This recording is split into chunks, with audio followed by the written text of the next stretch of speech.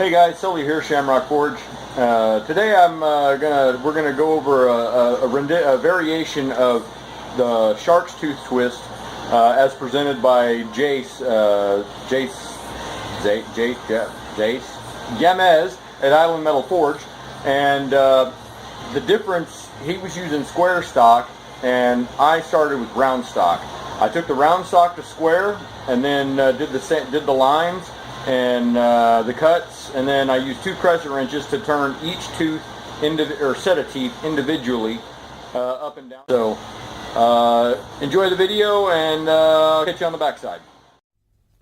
Okay, so I had to pull the audio on this and do a voiceover. It was just loud, obnoxious wind, trucks, people. This is just starting out. This is taking the round bar to square. Fairly common practice, easy to do, not really necessary to talk you through the whole process there.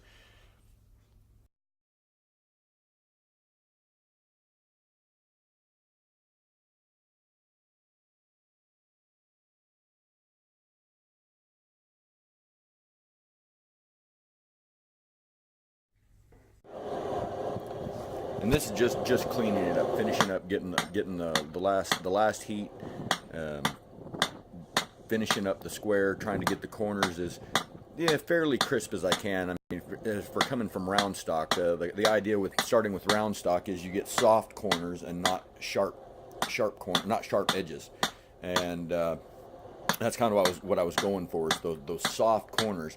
But and I need a more than just a big radius. There's got to be a little bit of something there. So this is just cleaning it up and taking out any little hammer dings, this, that, and the other, planishing, if you will. Yeah. Okay, so here I got it chucked up in the vise, and I'm going to take the angle grinder and grind a line down each of the flat surfaces on this now square bar. Just same old, everybody's favorite activity. Grind, flip, rinse, lather, repeat.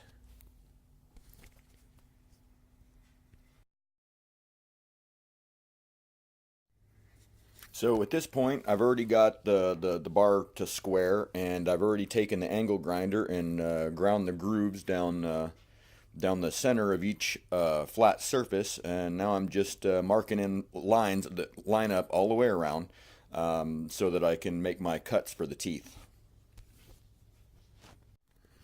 And when I did my lines, I just marked my line straight across, and then I came in and cut at an angle starting at each line. At first I tried to draw the lines at an angle, and then that just wasn't gonna work very well, so I just needed a starting point.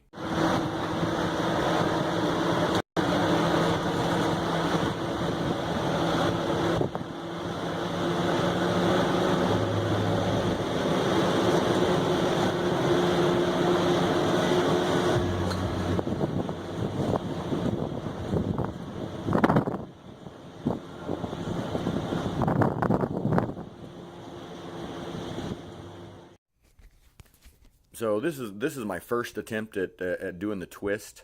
I'm chucking it up there and gonna grab my twisting wrench, and I don't have backup at this point. It's the only wrench I've got, and so I was thinking I'd give a little twist, move the wrench down, give a little twist, and do it like that. But it turns out that really wasn't working very effectively. It was trying to twist the previous tooth further than I wanted it to go, and so I'm having to rethink my strategy at this point.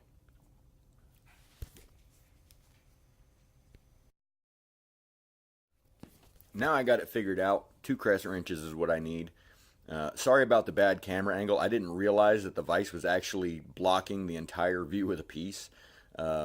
Next time I'll remember that and work on this side of the vise or move the camera over.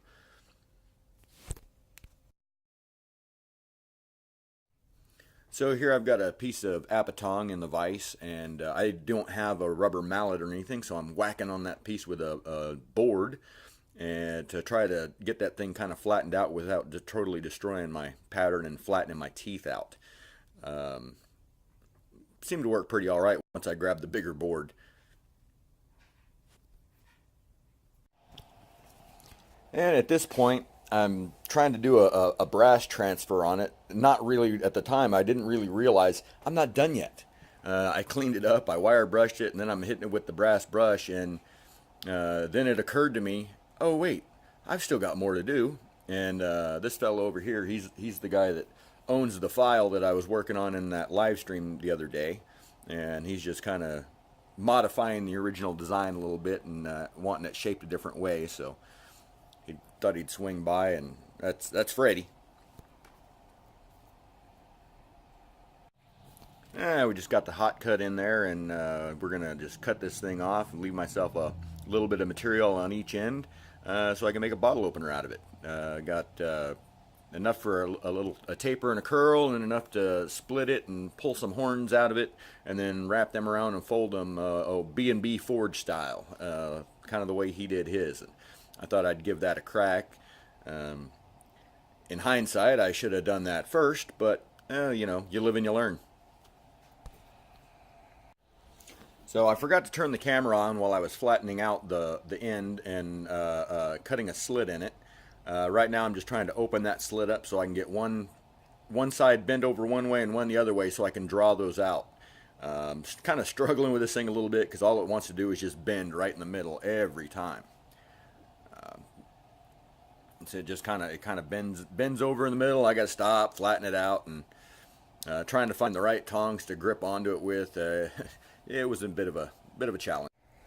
All right, here we go. I finally got them far enough apart where I can get one of them on the edge of the anvil and start drawing it out with kind of the edge of the rounding side of my hammer to try to move things along a little bit quicker there and get a little bit of length out of each one of those. I want ideally, I'm thinking at this point I want to get about 2 inches, something like that, out of each one.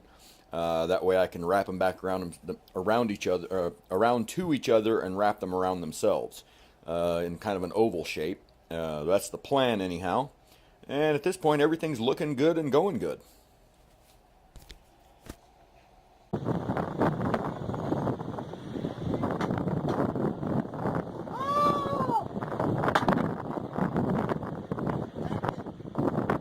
Yeah, I'm not sure what that noise was, but that's just what automatically happened when it broke off. And here's a good look at the pattern in the twist, at least. What the piece that was left. This is after I waxed it, hot waxed it, and cleaned it up a little bit. It didn't come out too bad. It's definitely got an interesting look to it.